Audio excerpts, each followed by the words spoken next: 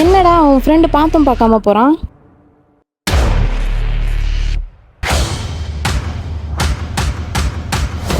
என்னடா புதுசா வண்டியெல்லாம் வாங்கிட்ட, நல்லா சம்பாதிக்கிற போலயே. ஆமாண்டா, மாதம் 1 lakh சம்பளம் வாங்குறேன்ல, அதில் வாங்கின பைக் தான். ஓஹோ, சரிடா, வேலைக்கு டைம் ஆச்சு, நான் வரேன். பாய் பாய்.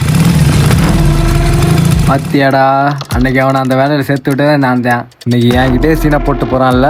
ஆமாண்டா. டேய் மச்சான், எங்கடா போறீங்க? என்ன கண்டுக்காம போறேங்க? டேய் டேய் கூப்பிட்டே இருக்க, கண்டுக்காம போயிட்டே இருக்கீங்க. ஏய், நீ நல்லா சம்பாதிக்கவும் மாறிட்டடா. இவனை யூஸ் பண்ணி மேலே வந்துட்டல, சூப்பர்டா.